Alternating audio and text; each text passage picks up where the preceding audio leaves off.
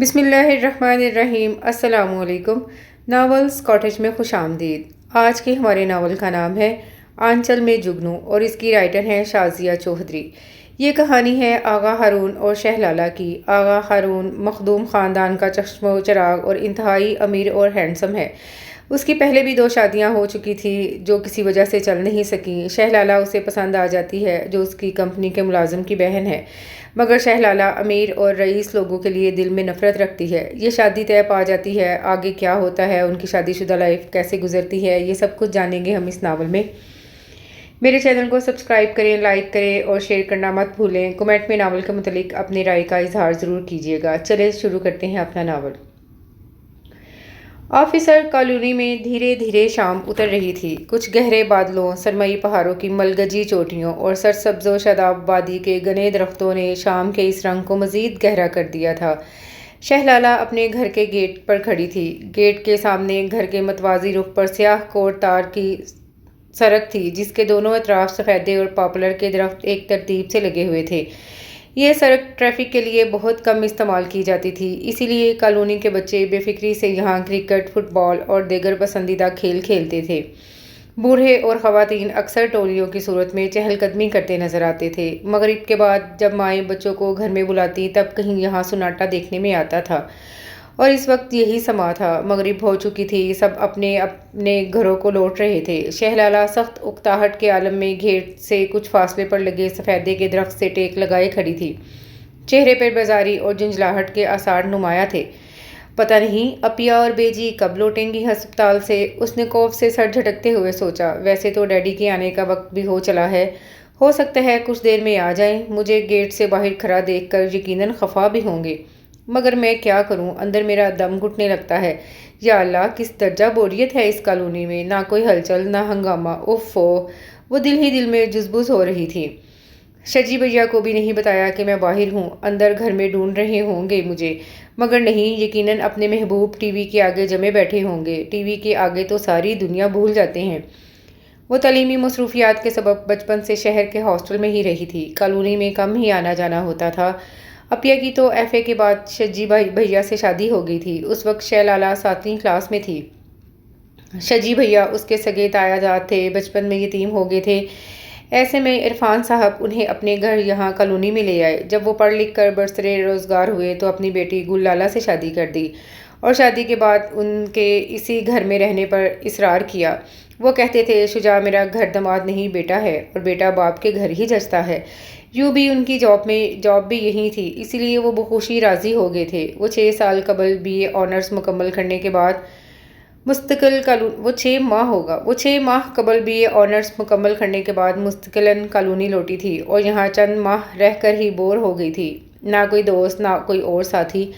ٹھنڈی ہواؤں سے بچنے کے لیے وہ سرخ شار کو اچھی طرح سر اور کندھوں پر پھیلائے ہوئے دور افق پر ڈوبتی سرخیوں پر نگاہ جمائے ہوئے تھی۔ بے دلی کے باعث 2-3 دن سے کپڑے بھی نہیں بدلے تھے۔ سرخ اور سیاہ پرنٹ کا مرینا کا سوٹ شکن آلود اور ملگجا سا تھا۔ وہ اپنی دھیان میں گم تھی، خبر بھی نہ ہوئی کہ کب متوازی سڑک پر عمودی لائن بناتی بڑی سڑک سے تیز رفتاری سے آئی ایک پجارو گھر کے گیٹ کی ڈھلان روش پر آن رکی۔ اندر سے ایک لمبے قد کا، کھلتی ہوئی رنگت اور گھنے چمکدار سیاہ بالوں والا وجیح سا مرد نکلا۔ بیل بجانے کی غرض سے دائیں جانب کے گیٹ لیمپ کے نیچے موجود سفید بٹن کو دبانے کے ارادے سے آگے بڑھا تو اس پر نظر پڑتے ہی ٹھٹک گیا۔ ہونٹ استجاب کے عالم میں سکڑ گئے اور روشن موٹی موٹی آنکھوں میں چمک در آئی۔ وہ کچھ ایسی کیفیت میں تھا جیسے اپنی آنکھوں پر اعتبار نہ آ رہا ہو۔ اس کے سنجیدہ اور متین چہرے کے منجمد تاثرات میں خوشگواریت سی آ گئی، اور پیشانی کی شکنیں لمحے بھر میں غائب ہو گئی تھیں۔ یوں لگ رہا تھا جیسے اچانک ہی تحیر آمیز مسرت میں گر گیا ہو۔ شہ لالہ ہنوز بیزاری کے عالم میں خود میں گم تھی۔ ہوا کے تیز جھونکے سے پھڑپھڑاتے شال کے پلو کو سمیٹتے ہوئے اس نے یوں ہی نظر گھمائی اور ایک بے نیاز نگاہ آنے والے اجنبی شخص پر ڈالی۔ وہ بڑی دلچسپی اور شوق کے عالم میں اس کی طرف متوجہ تھا۔ نظر ملنے پر دھیرے سے مسکرایا۔ ہیلو، کیسے مزاج ہیں؟ بھاری لہجہ گمبھیرتا اور سنجیدگی کا امتزاج لیے ہوئے تھا۔ انداز میں حد درجہ وقار جھلک رہا تھا۔ بلا شبہ وہ ایک متاثر کن شخصیت کا مالک تھا۔ ہیلو، شہ لالہ نے کچھ الجھے ہوئے بے پرواہ انداز میں کہہ کر اپنی توجہ دوسری طرف مبذول کر لی، یہ تک پوچھنے کی زحمت نہیں کی کہ کس سے ملنا ہے، کیا کام ہے۔ سالگرہ مبارک ہو۔ اس بار شہ لالہ کو حیرت کا جھٹکا لگا۔ وہ اب حیران ہو کر بغور اس کی جانب دیکھنے لگی۔ 34 برس کا یہ سوبر سا مرد کیسے جانتا تھا کہ آج اس کا جنم دن ہے؟ اس دوران اندر سے ملازم نے گھنٹی کی آواز سن کر گیٹ کھول دیا، اسے دیکھ کر زوردار سلام جھاڑا اور اپنی معیت میں اندر لے گیا۔ کون ہے یہ صاحب؟ انداز تو خاصے شاہانہ ہے۔ وہ حیرانی سے اسے اندر جاتے دیکھ رہی تھی، پتہ نہیں ڈیڈی کے ملنے والے ہیں یا شجی بھائی کے۔ جب وہ جی بھر کر باہر کھڑے کھڑے بور ہو گئی تو مزمحل قدموں سے اندر چلی آئی اور لان میں کین کی کرسیوں پر بیٹھ کر آسمان پر چمکتے ستاروں کو دیکھنے لگی۔ اوف، کب آئیں گی بیجی اور اپیا؟ اب وہ بری طرح جھنجھلا رہی تھی۔ اندر ڈرائنگ روم سے ہنسنے بولنے کی آوازیں آ رہی تھیں، گویا وہ صاحب شجی بھائی کے ملنے والے تھے۔ ارے گڑیا، تم ادھر بیٹھی ہو، میں تمہیں اندر تلاش کر رہا تھا۔ اسی ساتھ شجی بھیا اس شاندار سے آدمی کے ہمراہ ڈرائنگ روم کے دروازے سے باہر آئے تھے۔ جی میں بس آ رہی تھی۔ وہ تیزی سے شال سنبھالتی سیدھی ہو گئی۔ یہ میری بہن جمع سالی ہے، شہ لالہ، تعلیم سے فارغ ہو کر اب مستقل طور پر کالونی آ گئی ہیں، اندازہ ہے کہ کچھ عرصے بعد ٹیچنگ لائن جوائن کر لیں۔ شجی بھیا اس کا تعارف کروا رہے تھے۔ شہ لالہ حیران رہ گئی، وہ بہت کم شجی بھیا کے دوستوں سے متعارف ہوتی تھی، ان کے ہاں اس کا رواج نہیں تھا۔ اس کا مطلب ہے یہ صاحب کچھ زیادہ ہی کلوز ہیں گھر والوں سے۔ اور لالا، شاید تمہاری ان سے واقفیت ہو، یہ کالونی کی مشہور و معروف شخصیت ہیں، آغا ہارون احمد۔ اب تک کالونی کا تعمیراتی کام ان کے والد صاحب کی زیر نگرانی تکمیل پاتا تھا۔ کالونی کا پرائیویٹ کالج، ہاسپٹل اور دستکاری اسکول بھی انہوں نے تعمیر کروائے ہیں۔ والد صاحب کی وفات کے بعد تمام انتظامات آغا ہارون نے سنبھال لیے ہیں۔ اس خوبصورت کالونی کو مزید بہتر اور پرکشش بنانے کے لیے یہ آج کل ایک جامع منصوبہ ترتیب دے رہے ہیں، جس کے تحت بہت مختصر سے مدت میں کالونی میں club, rest house, play ground اور تفریحی پارک بنانے کے اقدامات کیے جائیں گے، بلکہ تفریحی پارک تو تقریباً مکمل ہونے کو ہے۔ شہ لالہ نے گہری سانس لی۔ اب اندازہ ہوا تھا کہ شجی بھیا کیوں اس کے سامنے بچھے جا رہے تھے۔ وہ محسوس کر رہی تھی کہ آغا ہارون کی نظریں مسلسل اس کے چہرے کا طواف کر رہی تھیں، اور اس احساس نے اس کی ناگواری اور بیزاری کو مزید دوچند کر دیا تھا، تاہم وہ مہر بلب رہی۔ اگر مس شہ لالہ پسند کریں تو کالونی کے کالج میں انتظامی معاملات سنبھال سکتی ہیں۔ میڈم طلعت کالج کی پرنسپل ہیں، انہیں نظام چلانے کے لیے ایک اعلیٰ تعلیم یافتہ اور ذہین معاون کی ضرورت ہے، اور مجھے یقین ہے مس شہ لالہ کے تعاون سے ہم جلد ہی اس انٹر کالج کو ڈگری کالج میں تبدیل کر دیں گے۔ آغا کی تجویز پر شہ لالہ نے سر اٹھا کر اس کی طرف دیکھا۔ وہ اس کی جانب ہی متوجہ تھا۔ نظر ملنے پر اس کے لب متبسم ہوئے۔ اس کی نظروں میں اتنی چمک اور بھرپور تاثر تھا کہ شہ لالہ نے دوسرے ہی لمحے نگاہ چرا لی۔ کیسے دیکھتا ہے، جیسے کھا ہی تو جائے گا۔ وہ دل میں تل ملا رہی تھی۔ ہاں لالا، تجویز تو بہت شاندار ہے، کیا خیال ہے؟ شجی بھیا نے پرجوش انداز میں کہا۔ سوچوں گی، وہ دھیرے سے کہہ کر اندر کی جانب بھر گئی۔ لاؤنج میں آئی تو ٹیبل پر پڑے وہ گفٹ پیک دیکھ کر متحیر رہ گئی۔ From Agha Haroon Ahmed to Shehla. اس کی نظروں میں زمین آسمان گھومنے لگے۔ مائی گاڈ، مجھے کس حساب سے تحفہ دیا ہے؟ اس نے ڈھیلے ڈھالے انداز میں گفٹ پیک کھولے۔ بیش قیمت جیولری سیٹ اور پرفیوم۔ اسے حیرانگی کا دورہ پڑ گیا۔ ہیپی برتھ ڈے کا نفیس سا کارڈ الگ سے تھا۔ یہ سب کیا ہے؟ انہیں کیسے علم ہوا میری سالگرہ کا؟ اور وہ الجھ رہی تھی۔ اسی دوران شجی بھیا ادھر چلے آئے تھے۔ پچھلے سال جب تم چھٹیوں میں شہر سے کالونی آئی تھی تو تمہاری سالگرہ والے دن آغا تم سے پہلی بار ملے تھے، شاید اس وقت کی بات یاد رہ گئی ہو۔ جی بھیا، شجی بھیا نے نرمی سے وضاحت کی، اور شہ لالہ کے ذہن میں جھماکا سا ہوا۔ پچھلے سال ویکینڈ پر وہ کالونی میں تھی۔ اتفاق سے چھٹی کا دن تھا، سبھی گھر میں موجود تھے۔ شام کو لان میں بیٹھے چائے کے لوازمات اور سالگرہ کے کیک کے ہمراہ سادہ سے انداز میں اس کی سالگرہ بنا کر گفٹ دے رہے تھے جب ملازم ڈیڈی کی اجازت پا کر آغا کو ادھر ہی لے آیا تھا۔ شہ لالہ سرسری ہی اسلام دعا کے بعد اندر چلی گئی تھی۔ اپیا بھی دو چار باتوں کے بعد اس کے پیچھے آ گئی تھی۔ اچھا، تو موصوف نے اتنی پرانی بات یاد رکھی تھی؟ جبھی تو اس کی صورت کچھ جانی پہچانی سی لگ رہی تھی، مگر مجھ میں ایسی کیا بات نظر آئی اسے جو میرا جنم دن اتنے دھیان سے ذہن میں محفوظ رکھا؟ اس سے یہ بات ہضم نہیں ہو رہی تھی۔ وہ ایک عام سی سادہ سی لڑکی تھی، اس نے تو نظر بھر کر اسے دیکھا تک نہیں تھا۔ شاید یہی بے نیازی آغا کو بھا گئی تھی۔ بات کچھ پلے نہیں پڑ رہی شجی بھیا، اتنی معمولی سی بات آغا ہارون کو کیسے یاد رہ گئی؟ میرا مطلب ہے ہمارا تو ان سے کوئی براہ راست تعلق بھی نہیں ہے۔ ہاں، حیرانی تو مجھے بھی ہے، شجی بھیا پرخیال انداز میں بولے۔ وہ میرا دوست بھی ہے مگر بڑا موڈی، من موجی اور متلون مزاج ہے۔ کالونی میں اس کا بہت رعب اور دبدبہ ہے، ظاہر ہے اتنی اونچی حیثیت ہے، ڈیڈی بھی اس کی خوب آؤ بھگت کرتے ہیں۔ کالونی والے اس سے حد درجہ خائف رہتے ہیں، اس کی خوشنودی کے لیے کوشاں رہتے ہیں۔ وہ بہت کم کسی کو لفٹ کراتا ہے، بس اپنی ہی دنیا میں رہتا ہے۔ آپ یہ گفٹس واپس کر دیں بھئی جان نہ پہچان بڑی خالہ سلام۔ آپ کے دوست ضرور ہوں گے مگر میرے لیے تو قطعی اجنبی ہیں، وہ ناگواری سے کہہ رہی تھی۔ اتنی ہمت کہاں سے لاتا، وہ سخت برا مان تھا۔ وہ خفیف سے ہو گئے۔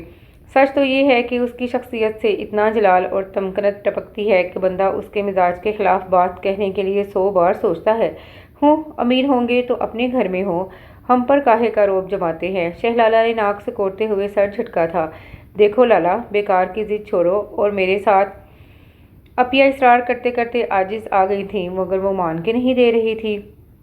یقین کیجیے میرا رتی برابر دل نہیں چاہ رہا دعوت میں جانے کو، پلیز اپیا، وہ لجاجت سے بولی۔ اس نے خاص طور پر بیجی سے تمہارے لیے کہلوایا تھا۔ دیکھو اتنے بڑے پیمانے پر آغا پیلس میں تقریب منعقد کی جا رہی ہے، کالونی کے لوگ تو منتظر رہتے ہیں ایسے بلاووں کے۔ آغا ایک بار بلائے تو 100 بار سر کے بل چل کر جاتے ہیں، بڑا فخر محسوس کرتے ہیں اس قسم کی شاہانہ دعوتوں میں شریک ہو کر، اور ایک تم ہو کے۔ اپیا برا سا منہ بناتے ہوئے بولی، مجھے معاف رکھیے ایسی دعوتوں سے۔ اس کی بیزاری بدستور قائم تھی۔ خام خواہ کی بوریت، اس نے ناک سکوڑی۔ ایک تو تم ہر شے سے بہت جلدی بور ہو جاتی ہو۔ اپیا زچ ہونے لگی۔ میں چاہ رہی تھی تمہاری تھوڑی سی آؤٹنگ ہو جاتی، پھر کالونی کے دیگر معززین سے ملاقات بھی ہو جاتی، دل بہل جاتا تمہارا۔ بھئی سیدھی سی بات ہے، مجھے وہ بندہ ہی نہیں اچھا لگتا، عجیب پر اسرار سی شخصیت ہے اس کی، پھر اس کی گیدرنگ سے مجھے کیا واسطہ، وہ قطعیت سے بولی اور اپیا کو ہار ماننا پڑی۔ شام کو شجی بھیا، اپیا اور ڈیڈی دعوت پر چلے گئے۔ بیجی اس کے خیال سے گھر پر رک گئی تھی۔ وہ ٹائم پاس کرنے کے لیے لاؤنج میں ٹی وی کے آگے جم گئی۔ صوفے پر نیم دراز ہو کر پروگرام دیکھتے دیکھتے یوں ہی ذرا دیر کو اونگ آ گئی۔ معاً فون کی تیز بیل پر وہ ہڑبڑا کر اٹھ بیٹھی، وال پر نظر گئی تو حیران رہ گئی۔ وہ گزشتہ 1.5 گھنٹے سے محو خواب تھی۔ کمال ہے، پتہ ہی نہیں چلا۔ وہ چپل گھسیٹتی لانچ میں رکھے فون کی طرف بڑھی۔ کھڑکی کے سمٹے ہوئے پردوں سے باہر گہری ہوتی شام کے عکس واضح نظر آ رہے تھے۔ ہیلو، اس نے شکستہ سے انداز میں ریسیور اٹھایا تھا۔ یہ ستم نہیں تو کیا ہے کہ جس کے اعزاز میں محفل سجائی جائی وہی منظر سے غائب ہو؟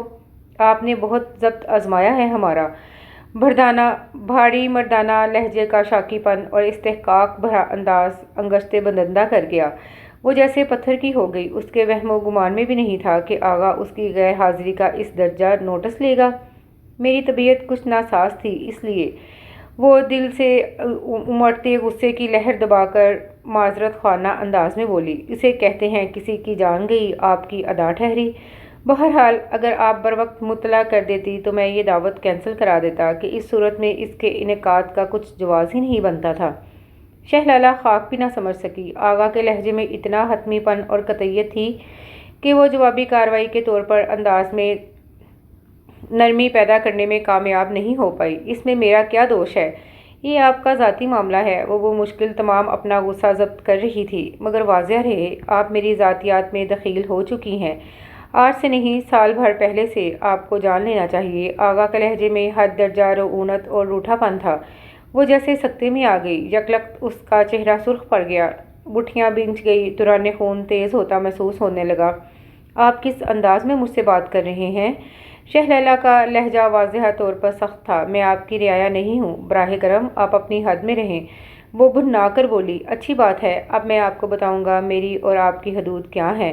اس کے ساتھ ہی ریسیور رکھ دیا گیا۔ ایک ثانیے کو شہ لالہ بت بنی کھڑی کی کھڑی رہ گئی۔ وہ ہکا بکا ریسیور ہاتھ میں لیے گھور رہی تھی۔ دھمکی؟ واہ، کیا سمجھتے ہیں موصوف خود کو؟ وہ غصہ سے کھولنے لگی۔ شرم تو نہیں آتی؟ پرائی لڑکیوں کو طاقتے ہوئے اتنی عمر کو پہنچ گئے، شادی شدہ بھی ہو گئے، مگر نظر میں حجاب نہیں بڑھا۔ وہ دانت پیس رہی تھی، ایسا بتا رہی تھی بہت عرصہ قبل اپنے خاندان کی لڑکی سے شادی ہوئی تھی۔ اپیاں بتا رہی تھی بہت عرصہ قبل اپنے خاندان کی لڑکی سے شادی ہوئی تھی۔ اس لڑکی کی عمر نے وفا نہیں کی اور شادی کے 2 سال بعد وہ اللہ کو پیاری ہو گئی تھی۔ اس کے بعد آغا لندن چلا گیا تھا پڑھائی کی غرض سے۔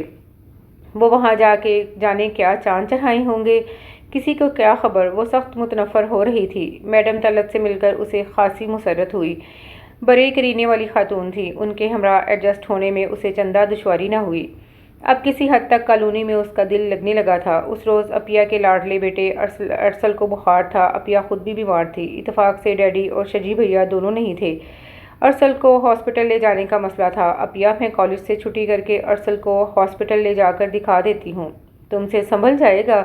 عفیہ نے قاہت سے بولی۔ بہت شرارتی ہے، گھر میں گاڑی بھی نہیں ہے، پیدل اسے اٹھا کر کیسے جاؤ گی؟ وہ پریشانی سے کہہ رہی تھی۔ کوئی بات نہیں، 5 منٹ کی تو واک ہے۔ اس نے احتیاط سے گل گوتھنے سے 2.5 سالہ ارسل کو بازو میں لے لیا، جس کے رخسار بخار کی حدت سے سرخ ہو رہے تھے۔ گھر سے سیدھی سڑک ہسپتال کی طرف جاتی تھی۔ سڑک کے ارد گرد سفیدے اور پاپولر کے درخت ہوا سے لہرا رہے تھے۔ صبح 11 بجے کا وقت تھا۔ چندہ، رونا نہیں شاباش۔ وہ تیز تیز چلتی ہوئی ارسل کو تھپک بھی رہی تھی۔ ہسپتال پہنچ کر وہ سیدھی OPD کی طرف بڑھی تھی۔ خوش قسمتی سے رش نہ ہونے کے برابر تھا۔ کاؤنٹر پر سلپ بنوانے کے بعد وہ ڈاکٹر کے کمرے کے باہر بیٹھے اٹینڈنٹ کی طرف متوجہ ہوئی۔ ڈاکٹر صاحب فارغ ہیں کیا؟ وہ جی راؤنڈ پر ہیں جی، اٹینڈنٹ نے سر سے کھسکتی ہوئی ٹوپی جماتے ہوئے مستعدی سے جواب دیا۔ راؤنڈ پر؟ اسے تعجب ہوا، گرنا 9 سے 12 تو OPD کا ٹائم ہوتا ہے، راؤنڈ 12 بجے کے بعد شروع ہوتا ہے۔ وہ جھنجھلاتی ہوئی سی لگ رہی تھی۔ بات یہ ہے جی کہ آغا صاحب ہسپتال کے دورے پر آئے ہیں، تمام ڈاکٹر صاحبان اور سٹاف ان کے ساتھ ہے، وہ معائنہ کر رہے ہیں یہاں کے انتظامات کا۔ اوفو! وہ سخت بیزاری سے ادھر ادھر دیکھنے لگی۔ اسی اثناء میں پورا وقت ادھر آتا دکھائی دیا۔ لو جی، ڈاکٹر صاحب آ گئے ہیں اور آغا صاحب بھی۔ اٹینڈنٹ مستعدی سے کھڑا ہو کر مؤدبانہ نظروں سے اس کی طرف دیکھنے لگا۔ باہر کے دروازے کی سمت بڑھتے ہوئے آغا کے قدم اسے دیکھ کر خود بخود سست پڑ گئے تھے۔ ڈاکٹرز انہماک سے اس کے مشورے اور تجاویز سن رہے تھے۔ خیریت ہے؟ آغا کو تشویش لاحق ہوئی۔ کوئی خیریت سے ہاسپٹل کب آتا ہے؟ وہ جھنجھلاہٹ چھپا کر سپاٹ لہجے میں گویا ہوئی۔ تبھی آغا اس کی گود میں نیم خوابیدہ گوپلو سے بچے کی طرف دیکھنے لگا، جسے وہ اس کے گھر میں 2-4 بار دیکھ چکا تھا۔ ڈاکٹر صاحب، آپ کو فراغت ہو تو بچے کو دیکھ لیں، اسے رات سے بخار ہے۔ وہ قدرے جتاتے ہوئے انداز میں ڈیوٹی پر موجود ڈاکٹر کی طرف دیکھنے لگی۔ آغا ہارون نے گہری نگاہ اس پر ڈالی۔ دھانی کپڑوں میں اکھڑے اکھڑے انداز اور بگڑے ہوئے تیور لیے وہ پیشانی پر بل ڈالے بیزار سی کھڑی تھی۔ جانے کیا بات تھی؟ اس کی بے مروت اور روکھے پھیکے رویوں کے باوجود اس کی طرف دل کھینچتا تھا۔ کوئی بات تھی جو اس عام سی آدم بازار لڑکی کو خاص بنا گئی تھی۔ گو آغا ایسے رویوں کا عادی نہیں تھا۔ وہ مد مقابل کی اونچی آواز برداشت نہیں کرتا تھا۔ اس کا انا پرست اور حاکمانہ مزاج کسی دوسرے کی منمانی اور بد مزاجی ہرگز گوارا نہیں کر پاتا تھا، مگر اس کھردری اور جارحانہ مزاج والی لڑکی کے سامنے وہ خود کو بے بس محسوس کرتا تھا۔ ڈاکٹر آغا سے رخصت چاہتے ہوئے اپنے روم کی طرف بڑھ گیا، ساتھ ہی شہلالہ کو بھی اندر آنے کا اشارہ کیا۔ ایکسکیوز می، وہ اس کی سائڈ سے ہو کر چھپاک سے ڈاکٹر کے کمرے میں چلی گئی۔ اچھی طرح چیک اپ کروانے کے بعد دوائیوں کی پرچی لے کر وہ ہاسپٹل کے میڈیکل سٹور میں گھس گئی۔ دوائیوں کے لفافے اور ارسل کو سنبھالتی ہوئی جب ہاسپٹل کے احاطے سے باہر آئی تو بھونچکا رہ گئی۔ گیٹ کے پاس پجیروں سے ٹیک لگائے آغا ہارون محویت سے سگریٹ پی رہا تھا، غالباً اس کا منتظر تھا۔ آؤ میں تمہیں گھر چھوڑ دوں، دوستانہ انداز میں اس کے قریب آ کر بولا۔ اس کی اس درجہ بے تکلفی پر تو شہلالہ کو بہت کھلی۔ شکریہ، میں چلی جاؤں گی، اس نے بدلحاظی سے کہہ کر قدم بڑھائے۔ وہ تیزی سے سامنے آ گیا۔ تم اس قدر خود سر اور بدتمیز کیوں ہو؟ وہ اسے گھورنے لگا۔ اس کے کرے تیور دیکھ کر وہ ایک لمحے کو خائف سی ہو گئی۔ چلو بیٹھو، وہ جلال میں آ کر حکمیہ بولا۔ میں پہلے بھی عرض کر چکی ہوں آغا صاحب کہ میں آپ کی رعایا نہیں ہوں، میں اپنی مرضی کی مالک ہوں۔ وہ اس کی آنکھوں میں دیکھتے ہوئے چبا چبا کر بولی۔ بمشکل تمام وہ ضبط کر رہا تھا۔ تو پھر تم بھی ایک بات کان کھول کر سن لو۔ وہ اس کے ہٹیلے انداز پر غضبناک چہرہ لیے اس کے مقابل آ کر ایک ایک لفظ پر زور دے کر بولا۔ ایک دن میں تمہیں اپنی مرضی پر چلا کر دکھاؤں گا۔ اس کی آنکھوں سے چنگاریاں برس رہی تھیں۔ وہ دن مر کر بھی نہیں آئے گا۔ شہلالہ سرخ چہرہ لیے مٹھیاں بھینچ کر اشتعال کے عالم میں گویا ہوئی، اور گاڑی کا دروازہ ایک دھماکے سے بند ہوا تھا، اور پھر جیسے گھر میں ایک بھونچال سا آ گیا۔ آغا ہارون نے اپنا پرپوزل شہلالہ کے لیے بھیجا تھا۔ اس نے تو زمین آسمان ایک کر ڈالا، کسی صورت بھی آبادہ ہونے کو تیار نہ تھی۔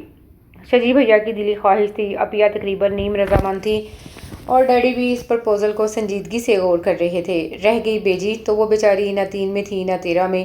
ساری زندگی دوسروں کے فیصلوں پر انحصار کیا تھا، ان کی اپنی کوئی مرضی نہیں تھی۔ مجھے کسی قیمت یہ رشتہ منظور نہیں ہے۔ وہ پیر پٹک رہی تھی۔ عطیہ جزبز سی ہو کر اسے دیکھ رہی تھی۔ بھئی آخر کوئی معقول وجہ بھی تو ہو انکار کی۔ وہ اس کے انکار کو اس کی نادانی پر محمول کر رہی تھی۔ اس طرح کے نواب ٹائپ لوگ بڑے عیاش اور مغرور ہوا کرتے ہیں، صرف اپنی میں کو اہمیت دینے والے، اور میرا ایسے لوگوں کے ساتھ گزارا نہیں ہو سکتا۔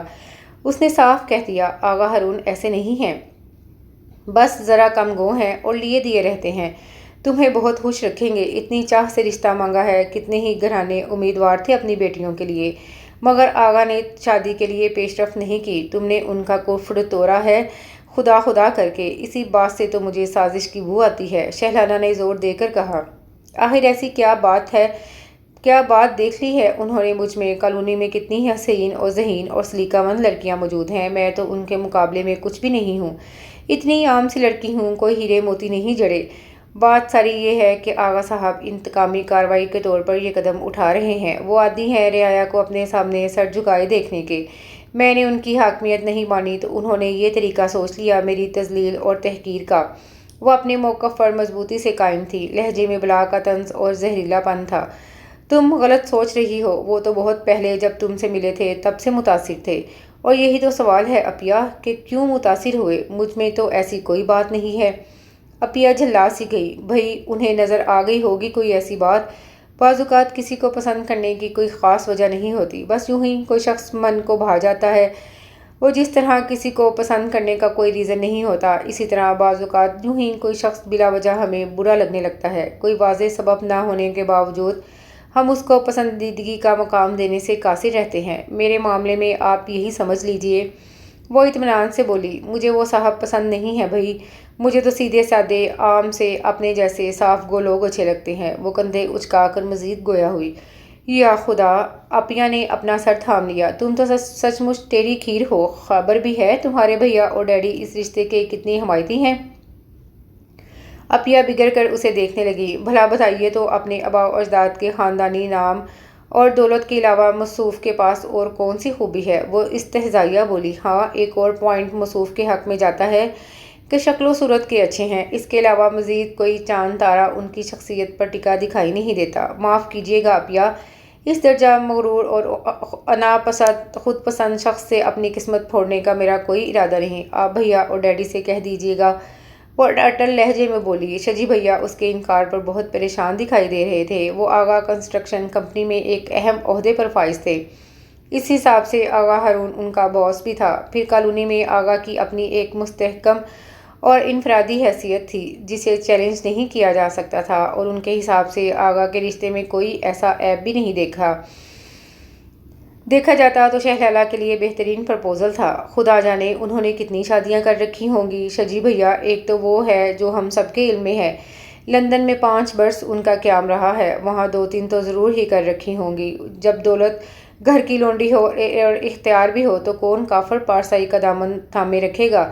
بھئی مجھے تو کچھ سمجھ میں نہیں آ رہا، کہاں جاؤں، کیا کروں؟ 2 ٹوک انکار مجھ سے کسی طور ممکن نہیں ہے۔ ڈیڈی بھی اپنا پہلو بچا گئے ہیں، انہوں نے فیصلے کی سلیب میرے کاندھوں پر رکھ دی ہے۔ شجی بھیا سخت ٹینشن میں تھے۔ دیکھو تم ایک بار پھر سوچ لو۔ وہ التجائیہ نظروں سے اسے دیکھنے لگے۔ 1000 بار بھی سوچوں تو یہی نتیجہ نکلے گا شجی بھیا۔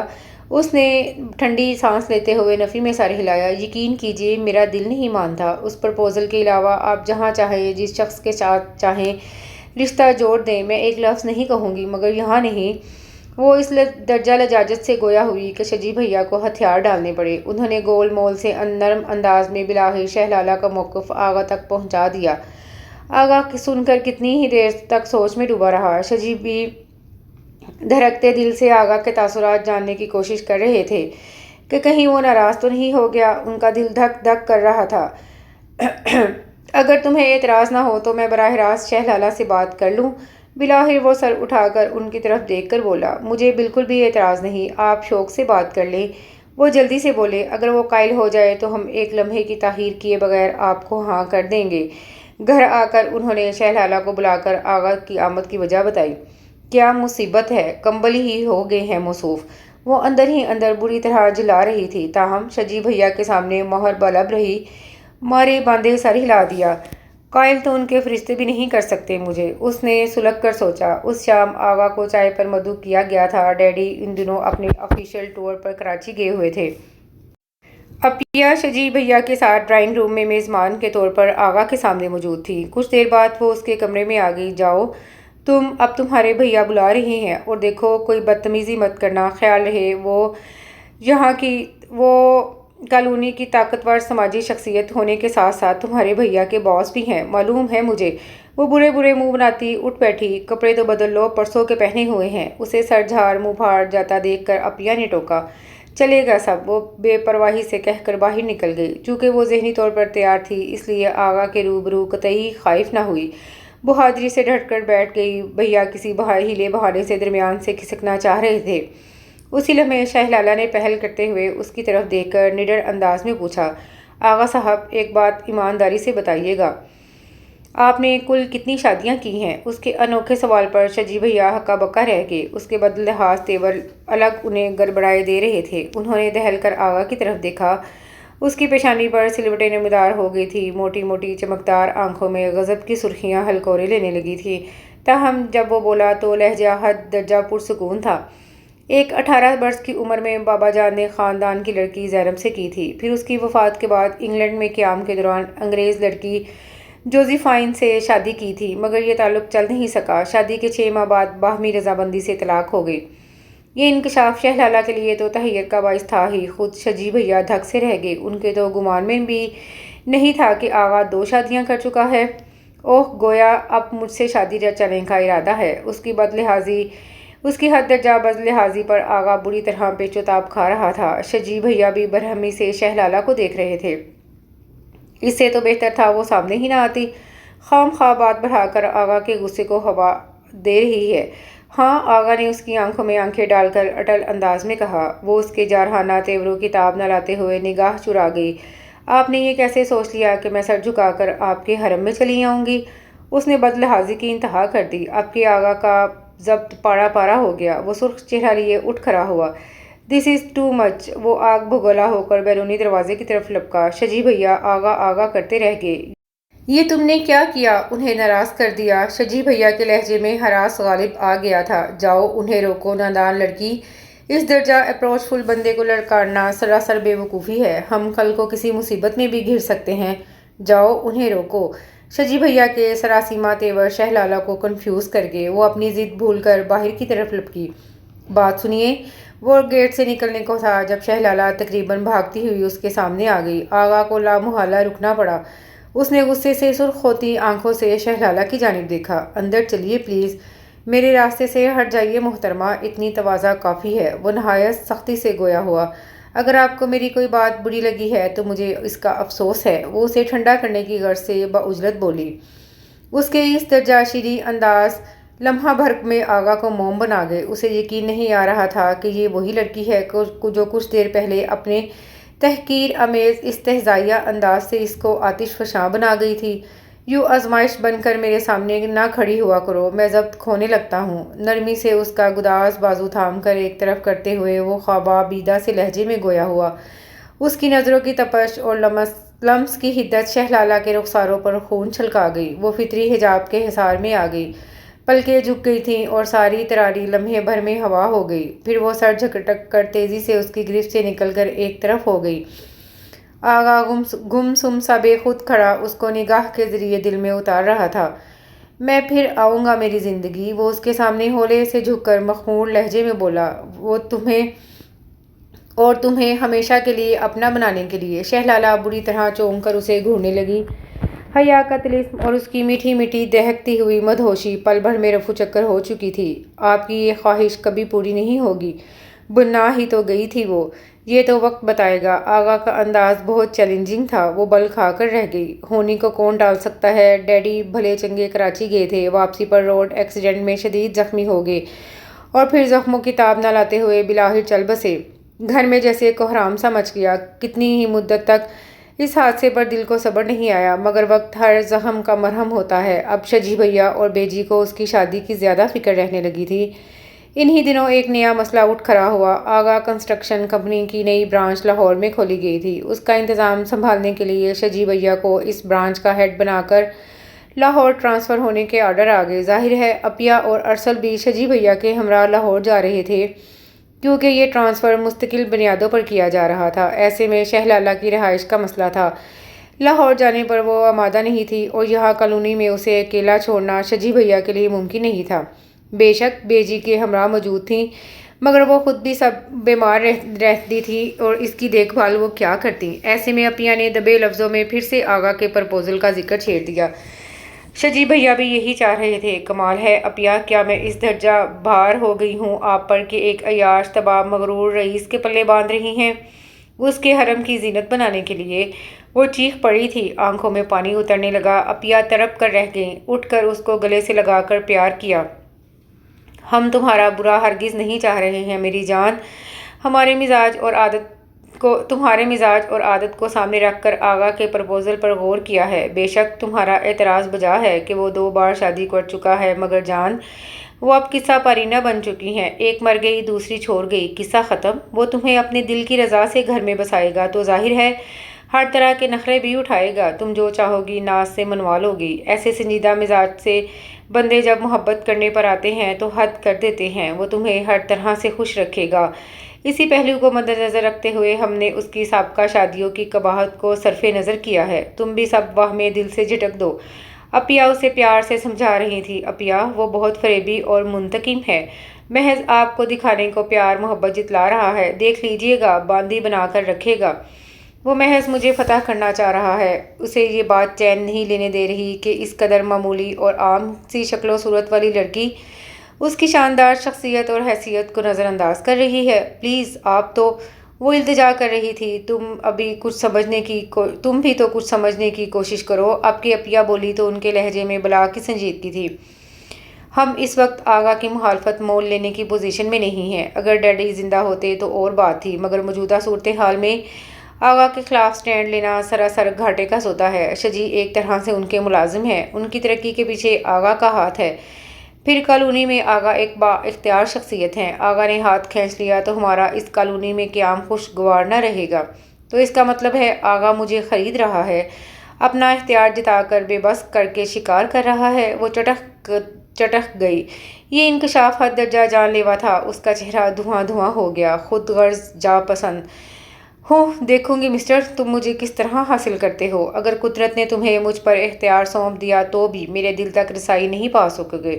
وہ اندر سے بھڑک رہی تھی۔ اب بتاؤ تمہارا کیا فیصلہ ہے؟ بس آخری بات بتاؤ تاکہ اس روز کی ٹینشن سے جان چھوٹے۔ اپیا تھکی ہوئی آواز میں پوچھ رہی تھی۔ اب انکار کا کیا جواز رہ جاتا ہے اپیا؟ وہ زہر خند ہوئی۔ جو کسی کو بے دست و پا کر کے اس سے مرضی پوچھی جائے تو وہ کیا کرے گا، سوائے خود کو وقت کے دھارے پر چھوڑنے کے؟ اتنے شدید دباؤ کے اور کہاں گنجائش نکلتی ہے؟ موصوف میری قیمت لگا رہے ہیں، کر لیں اپنا انتقام پورا۔ جائیں کہہ دیں لے آئیں قاضی اور گواہ۔ وہ آنسو چھپانے کو چھپاک سے باہر نکل گئی تھی۔ اپیا سوچتی ہوئی نظروں سے اسے جاتا دیکھتے نڈھال سے انداز میں آغا پیلس کا نمبر ملانے لگی تھیں۔ وقت گزرنے کے ساتھ ساتھ خود ہی سنبھل جائے گی اور یقیناً ہمارے فیصلے کو سراہے گی، وہ خود کو تسلی دے رہی تھی۔ کیا مصیبت ہے بھائی، یہ احتجاجی مظاہرہ کب تک جاری رہے گا؟ شادی کی تیسری رات اندرونی دروازہ کھل کر برابر والے کمرے میں سونے کی غرض سے قدم بڑھانے لگی تو وہ زچ ہو کر بول پڑا تھا۔ شہ لالہ نے ایک کٹیلی نگاہ اس پر ڈالی۔ مجھ پر اپنی اجارہ داری قائم کرنا تھی سو کر لی، اب آپ کو اس سے کیا غرض کہ میں کہاں جا کے سوتی ہوں؟ اس کی بات پر آغا معنی خیز نگاہیں اس پر جما کر آہستگی سے مسکراتا ہوا اس کے سامنے آ گیا۔ کہاں قائم کرنے دی ہے اجارہ داری؟ ساری حسرتیں دل کے تہہ خانے میں بند پڑی ہیں، تمنائیں بے تاب اور آرزوئیں بے قرار ہیں تمہارے وجود پر تسلط جمانے کو، مگر اس نے دانستہ فکرہ ادھورا چھوڑ دیا اور ہولے سے اس کے ماتھے پر جھولتی لٹ کو کھینچا۔ وہ جو اس کے سرگوشی کرتے لہجے کے خمار اور معنویت پر پوری جان سے کام گئی تھی، اس کی جسارت پر آگ بگولا ہونے لگی۔ زیادہ فری ہونے کی ضرورت نہیں ہے، وہ سختی سے کہہ کر لٹ چھڑانے لگی۔ میں اس وقت اس سے بھی زیادہ فری ہونے کی ضرورت محسوس کر رہا ہوں۔ وہ برجستگی سے گویا ہوا، پھر ہاتھ بڑھا کر اس کا بازو تھام لیا۔ شہ لالہ کو جیسے ایک کرنٹ سا لگا، اس کی قربت اسے حواس باختہ کرنے لگی۔ وہ بے دم ہونے لگی۔ ہاتھ ہٹائیے، وہ نظر ملائے بنا اپنے بازو کو اس کی فولادی گرفت سے آزاد کروانے کی صحیح کر رہی تھی۔ اور تم یہ تکلف ہٹا دو نا، وہ اس کی آنکھوں میں جھانکتے ہوئے وارفتگی سے بولا۔ مجھے بیوقوف بنانا اتنا آسان نہیں ہے آغا صاحب، میں مفت میں ہاتھ آنے والا مال نہیں ہوں۔ آپ کی عمارت، آپ کی حیثیت، شان و شوکت اور وجاہت میری نظر میں کسی ایک چیز کی بھی اہمیت نہیں ہے۔ میں ان ہتھ کنڈوں سے مرعوب ہونے والی لڑکی نہیں ہوں۔ اس چمک دھمک سے کوئی عقل کا اندھا ہی متاثر ہوگا۔ صرف اپنے گھر والوں کے مفاد کی خاطر مجبوری کا سودا کیا ہے۔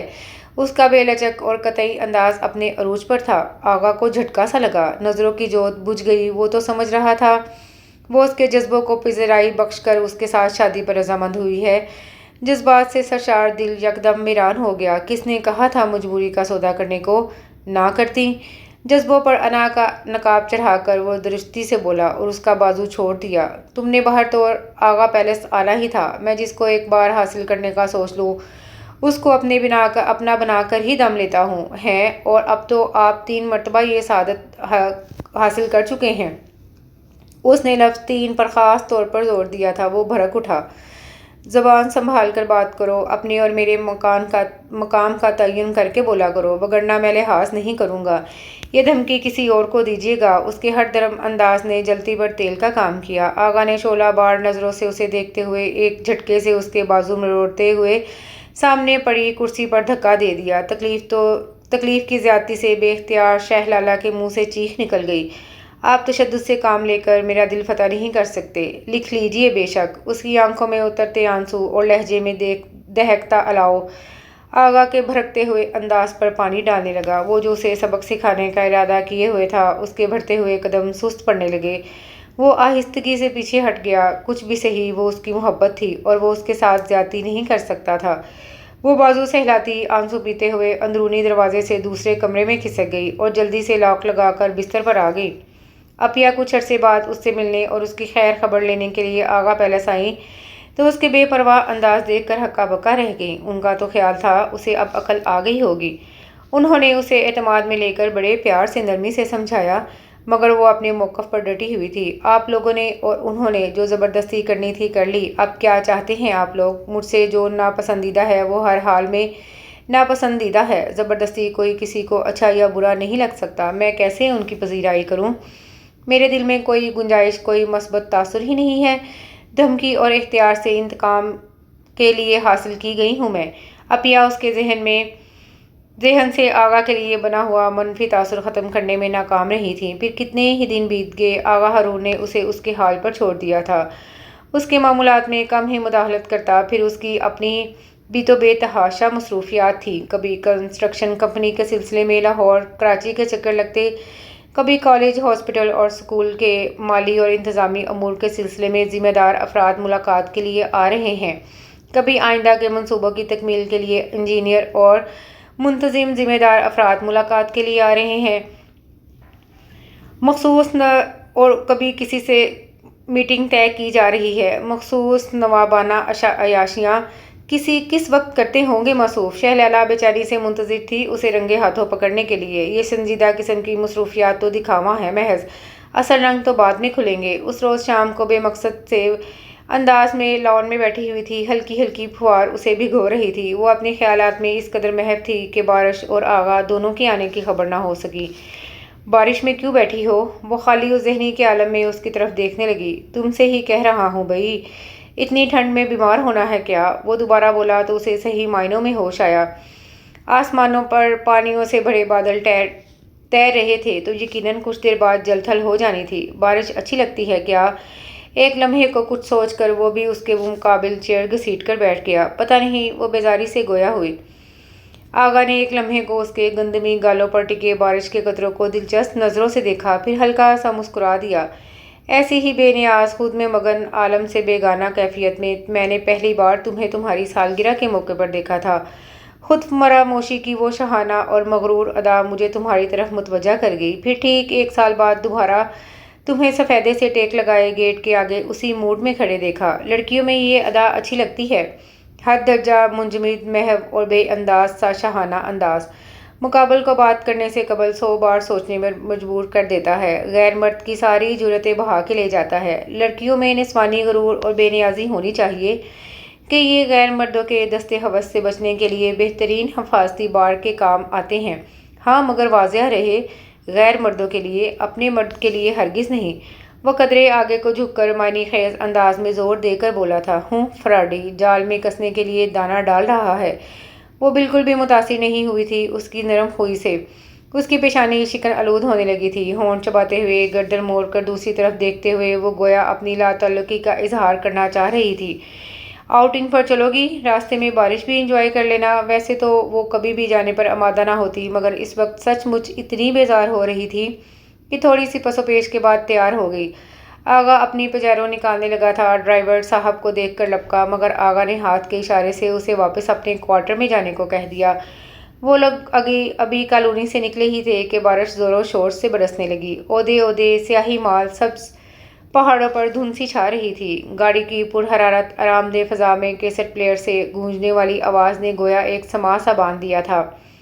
چاہی تھی دل نے تجھ سے وفا، کم بہت ہی کم، شاید اس لیے ہے گلہ، کم بہت ہی کم۔ شہ لالہ نے درزیدہ نظروں سے ڈرائیونگ میں مگن آغا کے بھاڑی بالوں بڑے سفید ہاتھوں کو اسٹیئرنگ پر حرکت کرتے دیکھا۔ وہ کسی گہری سوچ میں گم، لب بینچے ونڈ اسکرین پر نگاہ جمائے ہوئے تھا۔ جلتے نہ چراغ سے دامن ہزار بار، دامن سے کب چراغ جلا، کم بہت ہی کم۔ صدیوں سے یوں تو ہے یہاں انسان کا وجود، انسان ہم کو کب ہے ملا، کم بہت ہی کم۔ بہت خوبصورت غزل تھی اور شاید آغا کی پسندیدہ بھی۔ آ جائیے کہ آپ سے پہلے نہ آئے موت، اب وقت رہ گیا ہے بہت کم بہت ہی کم۔ اس کے بعد کیسٹ کا اگلا گانا شروع ہو گیا تھا۔ اے میرے ہم نشیں چل کہیں اور چل، اس چمن میں اب اپنا گزارا نہیں، بات ہوتی گلوں تک تو سہ لیتے ہم، اب تو کانٹوں پہ بھی حق ہمارا نہیں۔ دل کو بہلائیں کیسے شب ہجر میں، دل بہلنے کا کوئی سہارا نہیں۔ چاند بھی چھپ گیا رات بھی ڈھل گئی، آسماں پر کوئی بھی ستارہ نہیں۔ شہ لالہ حیران ہو رہی تھی کہ اس درجہ رئیسانہ مزاج والے شخص کا ذوق اتنا نفیس بھی ہو سکتا ہے۔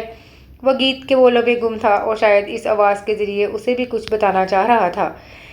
جانے کس کی لگن کس کی دھن میں مگن، جا رہے تھے کہیں مڑ کے دیکھا نہیں، ہم نے آواز پر تم کو آواز دی، پھر بھی کہتے ہو ہم نے پکارا نہیں۔ میرا ذوق نظر آزما لیجئے، گر ہو بجلی گرانا گرا لیجئے، میں بھی گھر سے چلا ہوں یہی سوچ کر، آج نظریں نہیں یا نظارہ نہیں۔ شہ لالہ نے بے ساختہ اس کی طرف دیکھا۔ عین اسی لمحے آغا نے ونڈ اسکرین سے نظریں ہٹا کر اس کی جانب دیکھا تھا۔ نظروں کا تصادم ہوا تو آغا کی نظروں کی جارحانہ چمک سے ہراساں ہو کر اس نے فوراً ہی نگاہ چرا لی۔ جانے کیا ارادے ہیں موصوف کے، اف اللہ! اب برستے ہوئے سرد موسم میں تو گاڑی کے علاوہ کوئی جا پناہ بھی نہیں تھی۔ اس نے جھرجھری سی لی، بالآخر گاڑی سڑک کے بائیں طرف ایستادہ ایک سرسبز سے پہاڑ کے دامن میں رک گئی۔ انجن بند کرتے اپنی سیٹ کو آرام دہ حالت میں بیک کرتے وقت آغا قدرے پیچھے ہو کر دونوں بازو سینے پر باندھ کر ٹیک لگاتے ہوئے اس کی جانب متوجہ ہوا۔ یکدم شہ لالہ کا دل دھڑکا۔ وہ اس کی دسترس میں تھی، وہ کسی لمحے بھی ہاتھ بڑھا کر اسے گرفت میں لے سکتا تھا، اور یہ احساس اسے بری طرح خوفزدہ کیے دے رہا تھا۔ وہ غیر ارادی طور پر دھیرے دھیرے پر سے سرکتی ہوئی بالکل دروازے سے جا لگی تھی۔ آغا اس کی گھبراہٹ کو دلچسپی سے جانچ رہا تھا۔ ایک بات تو بتاؤ لالا، وہ اپنی پوزیشن تبدیل کیے بغیر اسے نظروں کی گرفت میں لیتے ہوئے بولا، تم مجھ سے اس درجہ بیزار اور خائف کیوں رہتی ہو؟ شروع سے ہی کترائے ہوئے بیگانہ انداز میں پیش آ رہی ہو۔ کیا کچھ کوتاہی سرزد ہو گئی ہے مجھ سے؟ اس کے دوستانہ انداز شہ لالہ کو گھبراہٹ میں مبتلا کیے دے رہے تھے۔ وہ نچلا ہونٹ کاٹتے ہوئے بدستور چپ تھی۔ یہ رویے شادی سے پہلے بہر طور کسی قدر قابل قبول تھے، مگر اب اس طرح کی بیگانگی، رکھائی اور جھنجھلاہٹ کے مظاہرے بے سبب نہیں ہو سکتے۔ اگر مجھ سے کچھ شکایت ہے تو کھل کر کہو، میں ہر طرح کی وضاحت دینے کو تیار ہوں، بشرط یہ کہ تمہارا دل مطمئن ہو سکے۔ آغا کا لہجہ اپنائیت جگا رہا تھا۔ وہ اب بھی کچھ کہنے سے قاصر رہی۔ اگر تمہیں میری شادیاں کرنے پر اعتراض ہے تو اس سلسلے میں اپنی جگہ پر درست ہوں۔ پہلی شادی ہوئی تو خدا نے بیوی کو اپنے پاس بلا لیا، دوسری جگہ کی تو نہیں بنا سکی۔ صرف میں ہی نہیں، جوزیفائن کو بھی احساس ہو گیا تھا کہ ہم دونوں کے مزاج اور ذہن نہیں ملتے۔ وہ تو میرے اور آپ کے کون سے ملتے ہیں؟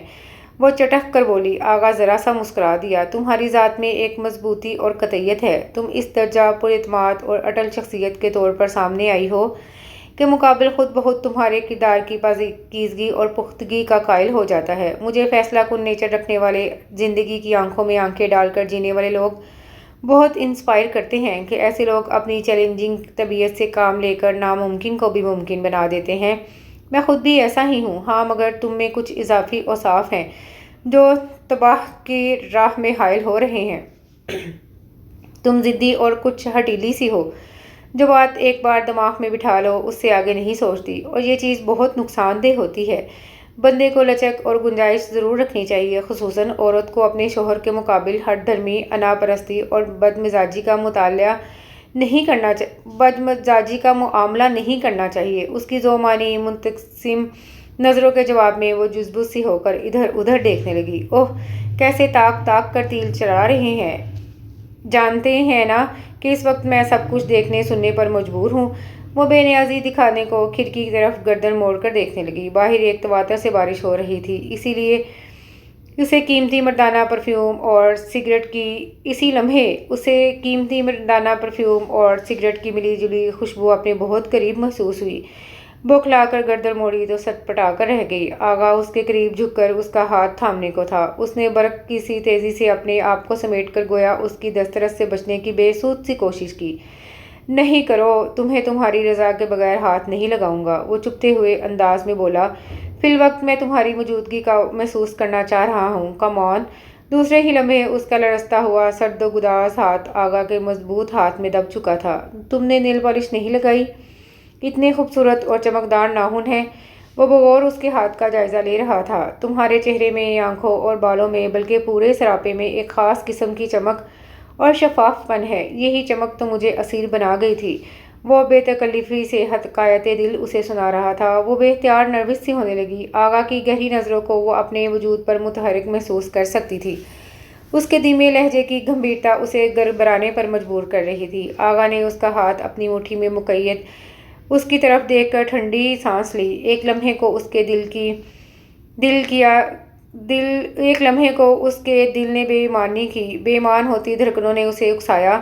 جی چاہا اس ہاتھ کو بھرپور جھٹکا دے کر اس کے ٹھنڈے، بڑے نازک سے گداز وجود کو خود سے قریب کر لے اور خود میں سمو کر جذبوں کی ساری پیاس بجھائے، مگر وہ خود سے کیے گئے عہد کے ہاتھوں بے بس تھا۔ اس سے پہلے کہ وہ گستاخی پر آمادہ کرتے اس خوفناک ماحول میں آ کر بہہ جاتا، اس نے تیزی سے اس کا ہاتھ چھوڑ کر سیدھا ہوتے ہوئے گاڑی سٹارٹ کر دی کہ خود پر قابو پانے میں اسے خاصی دشواری کا سامنا ہو رہا تھا۔ ریسٹ ہاؤس اور کلب کی تعمیر کے سلسلے میں کاغذی کارروائی مکمل ہو چکی تھی۔ آج کل آغا تندہی سے ان کی تعمیر کے کام کی نگرانی کر رہا تھا، دن رات مصروف رہتا تھا۔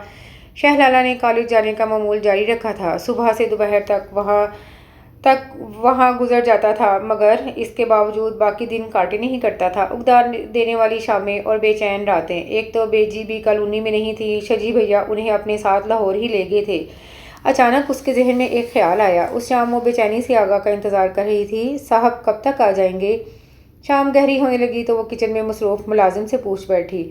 خود اسے تو آغا کے معمولات کا علم ہی نہیں تھا، گھر مار میں کبھی دلچسپی ہی نہیں لی تھی۔ گھر کا کام ملازم کرتے تھے اور آغا کی ضروریات کا خیال رکھنے کو اس کا خاص ملازم شریف الدین موجود رہتا تھا۔ وہ جی، شریف کو بہتر پتہ ہوگا، خان سامہ نے انکساری سے جواب دیا۔ شریف کو ڈھونڈتی ہوئی وہ آغا کے بیڈ روم آئی تو وہ وارڈروب کھولے صاحب کے کپڑے سیٹ کرتا نظر آیا۔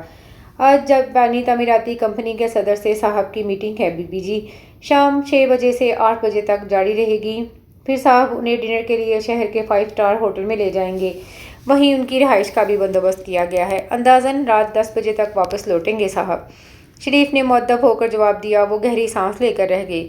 انتظار تو کرنا ہی تھا۔ 10 کی بجائے 11 بج گئے تھے۔ وہ برآمدے میں سنگ مرمر کی سیڑھیوں پر بیٹھی مین بجری کی گیٹ تک جاتی روش پر نگاہ جمائے ہوئے تھی۔ برآمدے کی سبز مائل روشنی والی ٹیوب لائٹس آن تھی۔ ٹھنڈ بڑھ رہی تھی، مگر شہلالہ کو کوئی خاص محسوس نہیں ہو رہی تھی۔ وہ اپنے خیالوں میں اتنی مگن تھی کہ گیٹ کھلنے اور پورچ میں پجیرو کے رکنے کی آواز پر بھی نہ ٹھٹکی، حتیٰ کہ تھکا تھکا سا آغا قدم اٹھاتا عین اس کے سر پر پہنچ گیا۔ اسے حسب معمول دنیا سے بے خبر اپنے دھیان میں گم دیکھ کر وہ آہستگی سے مسکرا دیا۔ تم یہاں کیا کر رہی ہو؟ وہ مسکراہٹ دباتے ہوئے تعجب سے پوچھ رہا تھا۔ شہلالہ نے چونک کر سر اٹھایا۔ آپ کا انتظار؟ اس نے مختصر بتایا۔ کیا؟ آغا اچھل پڑا۔ ایک لمحے کو تو اپنی سماعت پر اعتبار نہیں آیا۔ دوبارہ کہو، کیا کہہ رہی تھی؟ وہ پینٹ کے پانچے اوپر سرکا کر اس کے قریب سیڑھیوں پر بیٹھ کر بےتابی سے پوچھنے لگا۔ بھئی آپ کا انتظار کر رہی تھی، ایک بات کرنی تھی۔ وہ ناگواری سے گویا ہوئی۔ وہ تو گویا بات کرنے کے لیے انتظار ہو رہا تھا۔ وہ ڈھیلا پڑ گیا، چہرہ بجھ سا گیا تھا۔ بہرحال ارشاد فرمائیں۔ مگر سنو، کیا ہی اچھا ہو جو تم میرے بیڈ روم میں آ کے بات کر لو۔ میں سخت تھکا ہوا ہوں اور چینج کر کے گرم بستر میں گھسنے کی خواہش رکھتا ہوں۔ یہاں ویسے بھی ٹھنڈ لگ رہی ہے۔ وہ کچھ پس و پیش کے بعد راضی ہو گئی۔ آپ چینج کر لیں، میں تھوڑی دیر میں آتی ہوں۔ کاش اس آمادگی کے ساتھ تم ہمیشہ کے لیے میرے بیڈ روم میں آنے کی بات کرو۔ وہ اٹھتے اٹھتے شرارت سے اسے دیکھ کر کہہ گیا۔ دیکھیے، اب لڑائی کا آغاز آپ کی طرف سے ہو رہا ہے۔ اس کا چہرہ کچھ شرم اور غصے سے سرخ پڑ گیا۔ آغا ہنس کر اس کے بالوں کی لٹ کھینچتا ہوا اندر کی جانب بھر گیا۔ وہ کم از کم آدھے گھنٹے بعد اس کے بیڈ روم میں داخل ہوئی تو وہ آرام سے لحاف میں دبکا ہوا نیم دراز سا اس کا منتظر تھا۔ وہ جھجکتے ہوئے اندر آ گئی۔ پورا دروازہ کھلا رہنے دیا تھا۔ بھئی دروازہ تو بند کرتی آؤ، سارے ہیٹنگ سسٹم کا ستیہ ناش ہو جائے گا۔ میں بس 2 منٹ میں جا رہی ہوں۔ وہ اپنا سیف وے بند کرنے پر آمادہ نہ ہوئی۔ دراصل بات یہ ہے، وہ یوں ہی کھڑے کھڑے کہہ کر نکلنے کا ارادہ باندھے ہوئے تھی کہ آغا نے ہاتھ اٹھا کر اسے روک دیا۔ آرام سے بیٹھ کر بات کرو، ایسی جلدی بھی کیا ہے؟ بھئی شریف کافی بنوا کر لا رہا ہے، تم بیٹھو ادھر صوفے پر۔ بیڈ پر بیٹھنا تو غالباً گوارا نہیں کرو گی۔ اس نے بیڈ کے مقابل میرون مخملی صوفے کی جانب اشارہ کرتے ہوئے آخر میں اسے چھیڑنے کی والے انداز میں ٹکڑا لگایا تھا۔ وہ خود کو سخت لاچار محسوس کرتے ہوئے ہونٹ چباتی مارے بھاندے صوفے پر بیٹھ گئی۔ اس سے پہلے کہ بات شروع کرتی، شریف کھلے دروازے پر پہلی دستک دے کر اندر چلا آیا۔ اس کے ہاتھ میں چھوٹی سی نفیس ٹرے تھی جس میں کافی کے 2 مگ تھے۔ صاحب اور بیگم صاحبہ کو تھما کر وہ مؤدبانہ واپس مڑا اور جاتے جاتے دروازہ اچھی طرح بند کر گیا۔ آغا کے ہونٹوں پر مسکراہٹ رنگ گئی۔ شہلالہ اپنی جگہ پہلو بدل کے رہ گئی۔ اب وہ دوبارہ اٹھ کر تو دروازہ کھولنے کی حماقت نہیں کر سکتی تھی۔ ایسا ہے کہ میں چاہ رہی ہوں 1-2 ہفتوں کے لیے لاہور شجی بھیا کے پاس چلی جاؤں۔ اپیا اور بیجی سے ملنے کو بہت جی چاہ رہا ہے۔ اس نے کافی کی چسکی لیتے ہوئے جلدی سے مدعا بیان کیا۔ ایسا کرتے ہیں، ان لوگوں کو یہیں بلوا لیتے ہیں۔ آغا کی تجویز پر وہ برہمی سے اسے دیکھنے لگی۔ اس سے کیا فائدہ؟ میں لاہور جانا چاہ رہی ہوں، گویا ماحول میں تبدیلی کی خواہاں ہو۔ آغا کے پوچھنے پر اس نے سر ہلا دیا۔ تو پھر ایسا ہے کہ ہم ہانی مون ٹرپ کے لیے نکل جاتے ہیں۔ پہلے شمالی علاقہ جات چلیں گے، پھر وہاں سے بیرون ملک سوئٹزرلینڈ، سنگاپور اور ہانگ کانگ۔ کیا خیال ہے؟ آغا کی آنکھوں سے بلا کی شرارت ٹپک رہی تھی۔ صاف کیوں نہیں کہتے کہ آپ مجھے اسی زندان میں ایریا رگڑ رگڑ کر ختم ہوتا دیکھنے کے آرزومند ہیں؟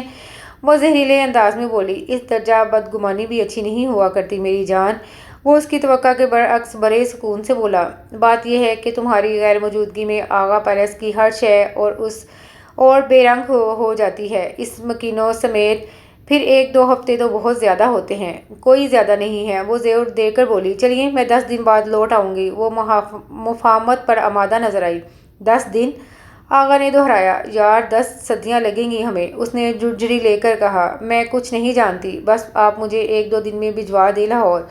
وہ ہٹیلے پن سے بولی۔ آغا دلچسپی سے اس کے ضدی اور خود سر تاثر جانچ رہا تھا۔ اچھی بات ہے، میں شریف سے کہہ کر انتظامات کروا دوں گا۔ وہ تو اسے یوں ہی تنگ کر رہا تھا، وگرنہ اسے کیا اعتراض تھا اس کے جانے پر۔ مگر یہ کیا کام نکلوا کر شکریہ اور نذرانہ دیے بغیر جا رہی ہو؟ اسے اٹھنے کے لیے پٹ تولتے دیکھ کر وہ چھیرے بنا نہیں رہ سکا۔ وہ اٹھتے اٹھتے پھر بیٹھ گئی اور اچنبھے سے بولی۔ ہائے، مطالب نہ پوچھا کرو زندگی، وہ شریر انداز میں کہتے ہوئے بستر سے نکل کر اس کے سامنے آ گیا۔ چاکلیٹی کلر کے مخملی پٹی والے سلیپنگ گاؤن میں اس کا دراز قد مزید نمایاں ہو رہا تھا۔ اس کی پرشوق نگاہ اور آنچ دیتا لہجہ شہلالہ کے اوسان فتح کرنے لگا۔ وہ اٹھ کر جانا چاہتی تھی، مگر آغا اس کے عین مقابل اس طرح کھڑا تھا کہ یہ اٹھ کر کھڑی ہوتی تو سیدھے اس کے سینے سے ٹکرا جاتی۔ سنو، وہ ہولے سے جھک کر محبت بڑے نرم گرم انداز میں مخاطب ہوا۔ اس کے بھاری لہجے میں کچھ تھا کہ شہلالہ کے دل کی دھڑکنیں بے ترتیب ہونے لگی۔ دیکھیے، آپ وعدہ خلافی مت کریں۔ وہ بمشکل تمام اپنے حواسوں پر قابو پاتے ہوئے لرزتی ہوئی آواز میں سر جھکائے بول رہی تھی۔ مجھے اپنا عہد یاد ہے۔ وہ پنجوں کے بل اس کے مقابل بیٹھ گیا، اس طرح کہ اب وہ کسی طور اٹھ کر نہیں جا سکتی تھی۔ یار تم بھی تو اب سزا میں ترمیم کر دو۔ کچھ یہ انتظار جان لیوا بنتا جا رہا ہے۔ 6 ماہ سے کنویں کے قریب رہ کر پیاسا ہوں۔ اس کا دھیما جذباتی لہجہ بے قابو سا ہو رہا تھا۔ شہلالہ کی ٹانگیں کانپنے لگی، ہونٹ خشک ہونے لگے، اس کا جسم ہولے ہولے لرز رہا تھا۔ وہ اتنا قریب تھا کہ لمحے کے 1000ویں حصے میں بھی بصورت اسے چھو سکتا تھا۔ اس کی آنچ دیتی سانس شہلالہ کے رخسار جلائے دے رہی تھی۔ وہ دونوں ہاتھ مروڑتی ہوئی بری طرح سٹپٹائی ہوئی تھی۔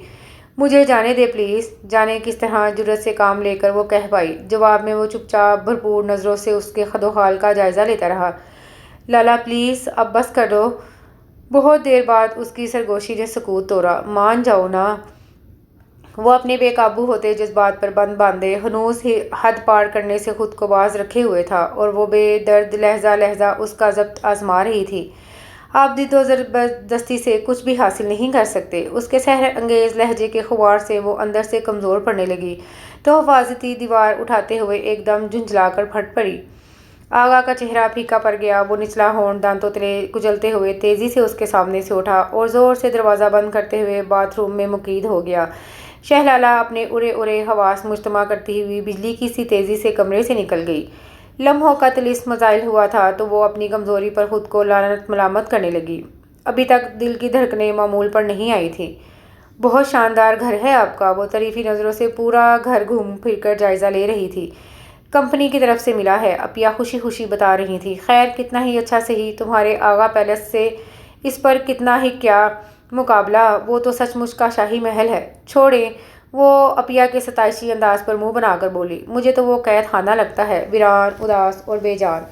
شجی بھیا نے اسے 2 دنوں میں سارا لاہور گھما دیا تھا۔ اس بار وہ بڑی گہری نگاہ سے عفیہ اور شجی بھیا کی ازدواجی زندگی کا جائزہ لے رہی تھی، اور بہت ساری باتوں کے انکشافات اب ہو رہے تھے۔ وہ چونکہ شروع سے شہر کے ہاسٹلز میں رہی تھی، اس لیے گھریلو معاملات سے خاصی حد تک بے بہرا تھی۔ پہلی بار اس نے دیکھنے والی نگاہ سے معاملات دیکھے اور بھونچکا سی رہ گئی۔ شجی بھیا گھر میں موجود ہوتے تو بھی ہر وقت اپنے آپ کو کسی نہ کسی کام میں الجھائے رکھتے تھے، حالانکہ اب ارسل کے ساتھ ساتھ گاڑی کی دیکھ بھال بھی کرنی پڑتی تھی۔ پھر گھر بھر کی ذمہ داریاں بھی عفیہ کے کندھوں پر۔ میرے موزے کہاں رکھتے ہیں، رومال کیوں نہیں دھویا، اف کپڑوں پر استری کرنا بھی یاد نہیں بیگم صاحبہ کو، وہ واضح طور پر جھلائے ہوئے کھردرے انداز میں پکارتے تھے۔ عفیہ افتہ و خیزہ بیڈ روم کی طرف لپکتی۔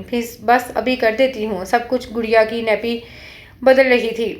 اسی اثناء میں ارسل ناشتے کے لیے ماں کو پکارنے لگتا۔ عفیہ کا ایک پاؤں ادھر ہوتا اور ایک ادھر۔ کچن کا کام، گھر بھر کی صفائی، کپڑوں کی دھلائی سے لے کر اپنے ہر بچوں کی ضرورتوں کا خیال، ہر کام کے لیے عفیہ جواب دہ تھی، اور اس کے باوجود شجی بھیا ناخوش رہتے تھے۔ کس قدر پھوہر عورت ہو تم، شوہر کی ضروریات کا خیال نہیں، وہ بڑبڑا کہتے۔ کبھی سالن میں نمک یا مرچ تیز ہو جاتا تو بگڑنے لگتے تھے۔ اتنے برس گزر گئے تمہیں ڈھنگ کا کھانا پکانا نہیں آیا، حد ہے۔ اور عفیہ چپ چاپ سنتی رہتی، کبھی منمناتے ہوئے صفائیاں دینے لگتی۔ شہلالہ سخت استعجاب کی عالم میں عفیہ کو دیکھتی رہ جاتی۔ کمال ہے عفیہ، شجی بھیا آپ کی اتنی انسلٹ کرتے ہیں اور آپ ہیں کہ حکم کی باندھی بنی پھرتی ہیں، وہ ناراضگی سے کہہ رہی تھی۔ جواب میں عفیہ ہولے سے مسکرائیں۔ بھئی انسلٹ کی اس میں کیا بات ہے، اگر شوہر آپ کی کوتاہی پر ڈانٹ دے یا غصہ کرے تو بیوی کو خاموشی سے پی جانا چاہیے، وہ صحیح بات پر ہی تو ٹوکتے ہیں، حق رکھتے ہیں اس بات کا۔ ایسی معمولی باتوں کو توہین اور تحقیر سمجھ کر بیوی محاذ کھول بیٹھے تو گزارا ہو گیا سمجھو، سارے گھر کا سکون اور ترتیب تہس نہس ہو جائے ایسے تو۔ اور وہ ہونک سے انہیں دیکھتی رہ گئی۔ اس نے تو کبھی جھوٹے منہ آغا سے نہیں پوچھا تھا کہ کسی چیز کی ضرورت ہو تو بتائیں۔ اس کے جوتے، کپڑے، کھانے پینے اور آرام اور سکون کا خیال رکھنے کی ذمہ داری شریف کے سر تھی۔ رہے گھر کے کام تو اس کی بلا جانے ملازمین کس لیے تھے۔ پھر وہ آغا پیلس کو اپنا گھر سمجھتی تھی، جو کہ گھر کب سمجھتی تھی جو مالکانہ ذمہ داریاں نبھاتی، اور آغا نے کبھی ایک لفظ نہیں کہا تھا۔ اس روز وہ عفیہ کے ساتھ بازار گئی تو عفیہ کو ان کی پرانی کلاس فیلو مل گئی۔ پرجوش طریقے سے سلام دعا کے بعد ایک دوسرے کے ہاں آنے کی دعوت دی جانے لگی۔ پرسوں ہماری ویڈنگ اینیورسری ہے، کچھ پرانی دوستوں کو بھی مدعو کیا ہے جو لاہور میں آباد ہیں، تمہیں ضرور آنا ہے، اسی بہانے ماضی کی دوستوں سے ملاقات بھی ہو جائے گی۔ عفیہ کی دوست صباحت نے بصد اصرار کہا تھا۔ ہاں ہاں کیوں نہیں، عفیہ مسرت سے بولی۔ पुराने दोस्तों से मुलाकात का तसव्वुर बज़ाते खुद बड़ा खुशकुश होता है। मैं अपने शौहर के साथ ज़रूर आऊँगी, मगर जब शजी भैया से बात की तो उन्होंने साफ इनकार कर दिया। मैंने साइट पर जाना है परसों, और तुम्हें भी जाने की कोई ज़रूरत नहीं। फिर कभी चली जाना, ऐसी भी क्या क़यामत आ रही है। वो अपना दिल मार कर रह गई। शहलाला को इल्म हुआ तो एक बार फिर मुतअज्जब खड़ी रह गई। उसने तो कॉलोनी में कहीं आने जाने के लिए रस्मन भी आगा को मुत्तला करने की जहमत गवारा नहीं की थी। भाई, आपका इतना दिल चाह रहा है, ऐसे मौके बार बार तो नहीं आते। शजी भैया से जिद करें जाने के लिए, वो मसरूफ़ हैं तो कम अज़ कम आपको तो इजाज़त दे सकते हैं। छोड़ो, अपिया बेदिली से बोली। इसरार करके उनका मूड क्यों ख़राब करूं? सबाहत से फ़ोन पर माजरत कर लूँगी। अपिया का सारा जोशो खरोश मान पड़ गया। शहलाला को दिली तकलीफ़ हुई। फिर भी आप उनके नाम की माला जपती हैं। वो झलाकर उन पर बरस पड़ी। कितने बेहिस हैं शजी भैया, आपकी खुशी और जज्बात का कुछ एहसास नहीं। वो तैर से बोली, मैं उनकी मर्ज़ी और खुशी की पाबंद हूँ, वो नहीं चाहते तो मैं उनकी रज़ा के ख़िलाफ़ कदम कैसे उठा सकती हूँ। अपिया उदासी से बोली। हूँ। शहलाला ने खौफ से सर झटका। आप खाम खा उनकी खुद पसंदी को शह दे रही हैं। धड़ल्ले से कह दें कि मुझे हर सूरत जाना है। इस तरह घर नहीं चला करते गुड़िया। अपिया ने उसके गाल छूकर नरमी से कहा, औरत को अपना घर बनाने और चलाने के लिए बहुत कुछ कुर्बान करना पड़ता है। अपनी बेजा अना खुद परस्ती, ज़िद और शौक़ को लगाम देना पड़ती है, और जवाब में उसे क्या हासिल होता है? वो ज़हरखुंद हुई। उसे रहने को एक चार दीवारी मजबूत छत, एक साइबा मिल जाता है शोहर के रूप में। अब वो मुतमिन नज़र आ रही थी। यही घर तो औरत की आखिरी पनाहगाह होता है। वो उसे समझा रही थी, औरत को मसलहत से काम लेकर, झुककर, आजिज़ी से, बेगर्जी से मामला सुलझाकर अपनी जड़ें मर्द के घर और दिल में मजबूत करना पड़ती हैं, वगरना तो दिनों में सारे घर का शहजादा बिखर कर रह जाए। अगर एक हाकिम हो तो उसके साथ गुजारा करने के लिए दूसरे शख्स को लामहल्ला महकूम बनना पड़ता है, वगरना घर नहीं बनते। क्या शजी भैया को आपसे मोहब्बत नहीं है? मेरा तो ख्याल था वो आपको बहुत चाहत से ब्याह कर लाए हैं। वो उलझ कर पूछ रही थी। इसमें क्या शक है, वो मुझसे बहुत मोहब्बत करते हैं, दिली रजामंदी से अपनाया है। वो फखरियाँ बोली। मगर ये कैसी मोहब्बत है, इतनी इजारादारी, तसल्लुत, हाकिमियत और रौब। वो मुंह बनाकर बोली, ये भी मोहब्बत के अंदाज हुआ करते हैं। अब तुम्हारा क्या ख्याल है? मजनू या रांझे की तरह दिन रात मेरे नाम की तस्बीह पढ़ते रहें, या रिमांडवी डायलॉग झाड़ा करें? मर्द की मोहब्बत इसी तरह की होती है। इससे ज़्यादा की तलब करना बेवकूफ़ी है। मर्द औरत के आराम व आसाइश का ख्याल रखे और इसका होकर रहे, बस यही बात काफ़ी है। रहा रोब, गुस्सा और हाकमियत तो मशरकी मर्द में ये औसाफ तो शुरू से मौजूद रहे हैं। इनसे क्या उलझना। अब हर कोई आगा हारून की तरह दीवानावार आशिक़ ज़ार नहीं हुआ करता कि बीवी की हर बदतमीज़ी और बदलिहाजी बर्दाश्त कर जाए। तुम अकल से सोचो तो अंदाज़ा होगा कि तुम दुनिया की खुशकिस्मत तरीन औरतों में से एक हो। तुम्हारी एक निगाह करम के लिए वो अपनी पलकें बिछाए मुंतज़िर रहता है, तुम्हारी मनमानियाँ बर्दाश्त करता है, तुम्हारी तमाम तरबे एतनाइयों के बावजूद तुम्हें तुम्हारे हाल पर छोड़े हुए है। अपना कोई हक तुम्हारी रज़ा के बगैर इस्तेमाल नहीं कर रहा। बेवकूफ़ लड़की, अब भी होश के नाखून ले लो। शहजादियों की तरह घर में बसा रखा है आगा ने तुम्हें। इसकी कदर करो और फजूल की ज़िद छोड़कर अपना आप उसके नाम कर दो, वगरना समय गुजर गया तो बुरी तरह पछताओगी। वाकई अपिया सही कह रही थी, और कितना उसका किरदार और नफ्स आजमाना मकसूद था। इतनी मुद्दत बीत गई थी, अगर उसके किरदार में कोई झोल होता तो अब तक सामने आ जाता। इसके बरअक्स उसकी नरम खुई, मसलहत पसंदी और अपने काम से लगन ने उसकी शख्सियत के मस्बत पहलू ही उजागर किए थे। वो किस हद दर्जा में उस पर मेहरबान था। अपनी तबीयत के बरअक्स महज उसकी खुशनुदी के लिए खुद पर जबर करता था। वो बदतमीज़ी करती तो दरगुजर कर जाता, रुखाई का मुजाहरा करती तो सरफ़े नज़र करता, उकताहट दिखाती तो उसकी खुशी के लिए, दिल बहलाने के लिए घुमाने ले जाता। कभी अपने ज़ाती काम के लिए उसको आवाज़ न दी थी। घरेलू अमूर के सिलसिले में कभी उसकी बाज़ पुरस नहीं की। हालांकि वो घर की मालकन थी, जिम्मेदार थी, मगर उसने आज खुद उस पर किसी जिम्मेदारी का बोझ नहीं डाला था। अपिया की ज़वाजी ज़िंदगी के मामलात से मुवाजना किया जाता तो वो एक लिहाज से आगा पैलेस में ठाठ से ज़िंदगी गुजार रही थी। हर किस्म की उलझन और परेशानी, जिम्मेदारी और जवाब तलबी से आज़ाद रहकर वो पूरी रात अपना एहतसाब करती रही। 10 दिन मुकम्मल हो चुके थे उसके क़याम को। आगा तकरीबन रोज़ ही फ़ोन पर उसकी खैरियत दरियाफ्त करता था। रात को ही फ़ोन पर उसने बताया था, मैं कल सुबह की फ़्लाइट से आ रहा हूँ तुम्हें लेने। शाम की फ़्लाइट से हम वापस आ जाएंगे। और सुबह पूरी तैयारियों समेत वो अपिया के रूबरू खड़ी थी। شجی بھیا آغا کو ایئرپورٹ ریسیو کرنے کی غرض سے جا چکے تھے اور کسی لمحے میں بس آنے والے تھے۔ اپیا، مجھے اب اپنی غلطی کا احساس ہو گیا ہے، وہ سر جھکا کے بولی۔ دراصل میرے ذہن میں شروع سے یہ تاثر رہا تھا کہ امیر، کبیر، جاگیردار، وڈیرے، نواب اور رئیس قسم کے لوگ ہر قسم کے اخلاقیات سے عاری ہوتے ہیں، عیاش طبع، بے حس، خود غرض اور مغرور۔ عام لوگوں کو اپنی رعایا خیال کرتے ہیں اور ان کا کوئی کردار نہیں ہوتا، اور میں انجانے میں آغا کو بھی اسی ٹائپ کا بندہ سمجھ بیٹھی تھی، اس لیے شروع سے ہی اس سے متنفر اور گریزہ رہی تھی۔ کچھ اس کے رویے کی سختی، رعب اور حاکمیت پسندی کو میں اس کی شخصیت کا حصہ سمجھ کر مزید اس سے کترانے لگی تھی۔ ایسے میں اس کے پرپوزل نے میرے تن بدن میں آگ لگا دی۔ میرا خیال تھا وہ محض مجھے نیچا دکھانے کے لیے اتنی عام سی شکل و صورت والی لڑکی کی طرف بڑھا ہے، بس اس طرح کی غلط فہمیوں نے مجھے اس تک پہنچنے سے روکے رکھا۔ بہرحال گزرتے وقت نے میرے خدشات دھو ڈالے ہیں، اور اب مجھ پر یہ حقیقت واضح ہو گئی ہے کہ پانچوں انگلیاں برابر نہیں ہوتی۔ ضروری نہیں کہ ہر امیر آدمی بد کردار اور نفس پرست ہو، آخر وہ لوگ بھی تو انسان ہوتے ہیں، کوئی درندہ صرف خون آشام بھیڑیے تو نہیں ہوتے جب ہم ان کے بارے میں بدگمان رہتے ہیں۔ اچھے برے لوگ تو ہر طبقے میں موجود ہوتے ہیں، پھر بدنیتی اور عیاشی کا الزام محض رؤسا اور امراء پر ہی کیوں عائد کیا جائے؟ ان میں بھی تو نیک طبیعت کے انسان دوست اور مخیر لوگ موجود ہوتے ہیں۔ سچ شکر کہ تمہیں عقل آ گئی، وگرنہ میں تو مایوس ہو چلی تھی تمہارے طور طریقوں سے۔ اپیا نے مسکراتے ہوئے اسے گلے لگا لیا، پھر گڑیا کے رونے کی آواز سن کر اندر لپکی۔ اسی لمحے کھٹکے کی آواز پر شہ لالہ نے پلٹ کر پیچھے دیکھا، اور جیسے اس کی روح فنا ہو گئی۔ آغا کے چہرے پر شعلوں کی لپک تھی اور آنکھوں سے غضب کی چنگاریاں برس رہی تھیں۔ بہت خوب، بالآخر وہ پھنکارتے ہوئے بولا، یہ تھی تمہارے گریز کی وجہ؟ بھلا کب تم کسی برے فعل میں یا ایسی ویسی خواتین سے چہلے کرتے دیکھا تھا، یا کسی غریب سے وحشیانہ سلوک کرتے دکھائی دیا تھا تمہیں؟ کیا میرے روم فریج میں بوتلوں کی قطاریں بچھی ہوئی تھیں، یا میری خوابگاہ سے کسی حسینہ کو برآمد ہوتے دیکھا تھا؟ بولو، جواب دو نا۔ آغا کی رگ رگ میں انگارے دور رہے تھے، اور اس کی شعلہ افشاں نظریں شہ لالہ کو بسم کر دینے کے در پہ تھی۔ ضبط سے وہ مٹھیاں بھنچے نچلا ہونٹ دانتوں سے کچل رہا تھا۔ وہ اس درجہ مائل بوحشت تو کبھی نظر نہیں آیا تھا۔ شہ لالہ کا چہرہ سفید پڑا اور آنکھیں خوف سے پھیلنے لگی۔ تو مجھ جیسے بد کردار، بد چلن اور اخلاقیات سے عاری رئیس کے پاس تم جیسی پارسا اور مقدس و محترم ہستی کا کیا کام؟ اوکے، تم بخوشی یہاں رہو ہمیشہ کے لیے۔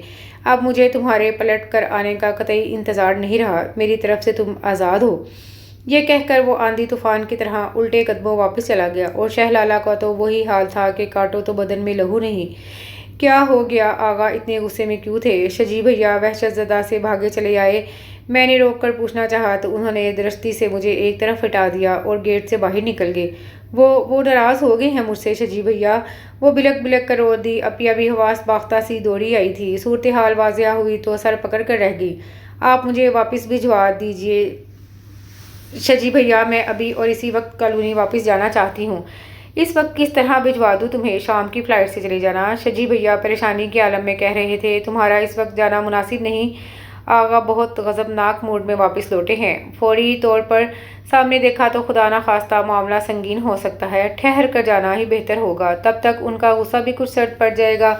اپیا نے اسے صلاح دی۔ سوئے اتفاق شام کی فلائٹ نہ مل سکی اور اس نے وہ پوری رات کانٹوں پر بسر کی تھی۔ دوسری صبح منہ اندھیرے وہ تیار ہو کر بیٹھ گئی۔ شجی بھیا نے صبح 8 بجے کی فلائٹ سے اسے بھجوا دیا۔ شہر آ کر ٹیکسی کے ذریعے وہ کالونی پہنچی۔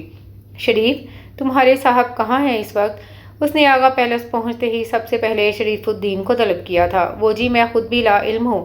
شریف خاصا بوکھلایا ہوا تھا۔ کل شام سے گھر نہیں آئے، ساری رات میں انتظار کرتا رہا۔ آج صبح 6 بجے کے قریب فون کر کے گھر کے حالات پوچھے تھے، مگر یہ نہیں بتایا کہ کہاں ہے، بس اتنا کہا کہ رات کو دیر سے لوٹوں گا۔ اوہ، تفصیل سن کر وہ بے قرار سی ہو گئی۔ بہرحال اتنی تسلی تو ہو گئی تھی کہ رات کو لوٹ آئیں گے۔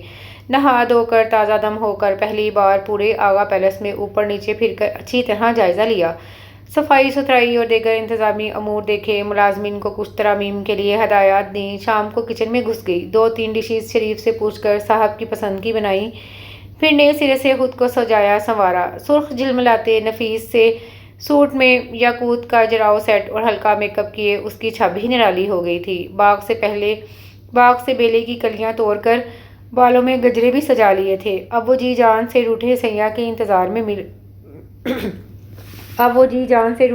کے انتظار میں ٹہل رہی تھی۔ شریف کو اس نے اپنے کوارٹر میں جانے کا کہہ دیا تھا۔ میں خود ہی کھانے کے لیے پوچھ لوں گی صاحب کو۔ اس نے خود بھی ابھی تک کھانا نہیں کھایا تھا۔ وہ کتنی ہی دیر لان میں چہل قدمی کرتی رہی، خود کو آنے والے وقت کے لیے تیار کرتی رہی۔ آغا کی سابقہ شوخیاں یاد آ رہی تھی۔ وہ ایک لمحہ جب اسے اپنی کمزوری کا احساس ہوا تھا، جب جسم و جاں پہ پرحدت سنسنی سی پھیلتی چلی گئی تھی۔ سنو، اس نے کسی طرح جان کھینچ لینے والے انداز میں پکارا تھا کہ وہ پگھل گئی تھی۔ مان جاؤ نا، وہ خوابیدہ ارمان جگاتا دھیما مخمور سرگوشیانہ انداز۔ وہ سوچ سوچ کر نئے سرے سے محجوب ہوئی جا رہی تھی۔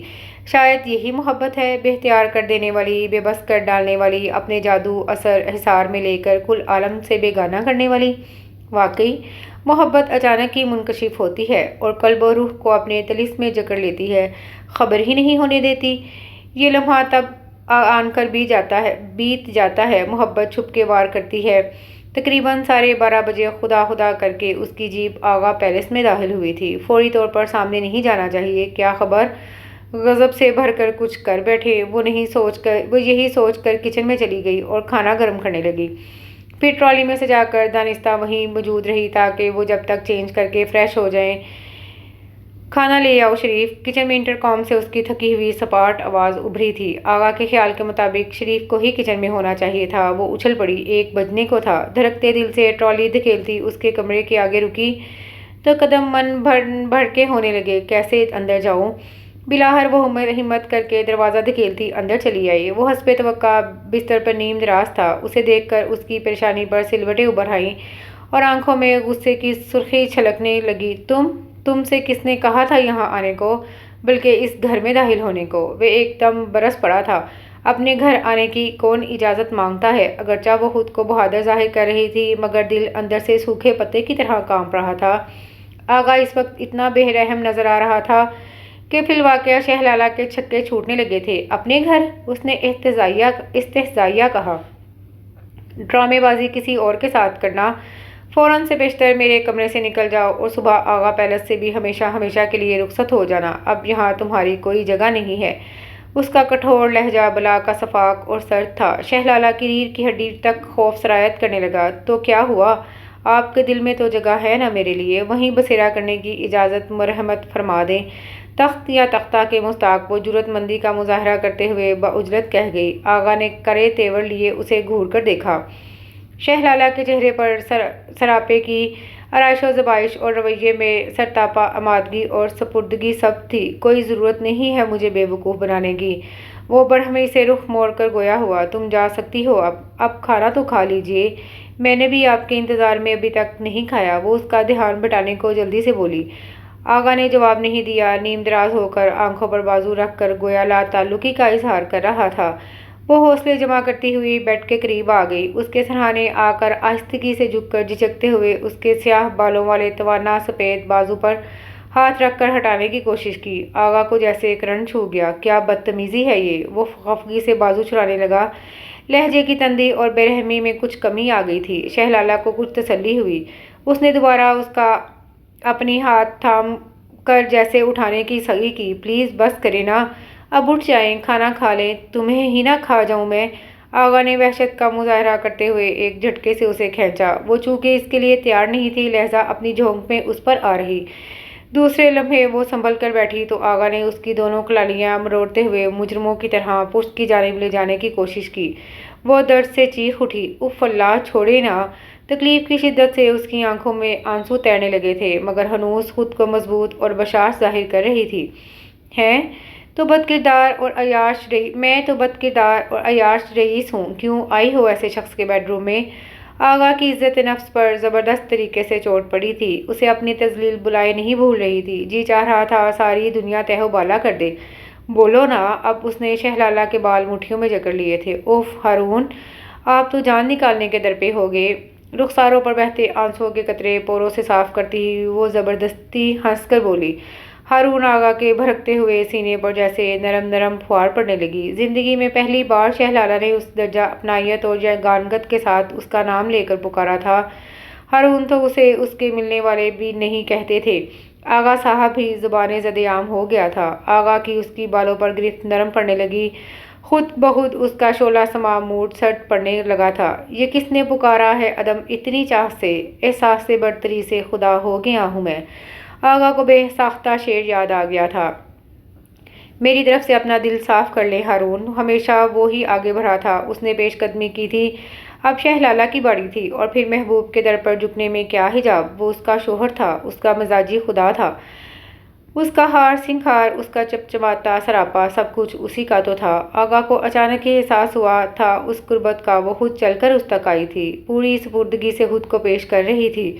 اس لمحے کا تو اس نے تمام عمر اب تک انتظار کیا تھا۔ کھانا کھا لینا، ٹھنڈا ہو رہا ہے۔ وہ اس کی نگاہ سے ابھرتی جنون خیزی سے گھبرا کر جلدی سے بول پڑی، تمہیں نہ کھاؤں اس سے پہلے کتنا ستایا ہے لڑکی تم نے۔ اس سے پہلے کہ وہ اس کے گستاخ ارادوں کا پتہ دیتے، شوخ تیوروں سے بکلا کر پرے سرکتی آغا نے ایک جھٹکے سے قریب کر لیا اور اس پر جھک کر اس کی ناک کھینچتے ہوئے شریر سے انداز میں گویا ہوا۔ اس کا مارے شرم کے برا حال ہو رہا تھا، سارے بدلے لوں گا تم سے گن گن کر۔ آغا کے انگ انگ سے سرور چھلک رہا تھا، اور اس کے ساتھ ہی یہ خوبصورت سا ناول اپنے اختتام کو پہنچا۔ امید کرتی ہوں کہ آپ کو یہ ناول پسند آیا ہوگا۔ چینل کو سبسکرائب کرنا مت بھولیے گا، دعاؤں میں یاد رکھیے گا۔ اللہ حافظ۔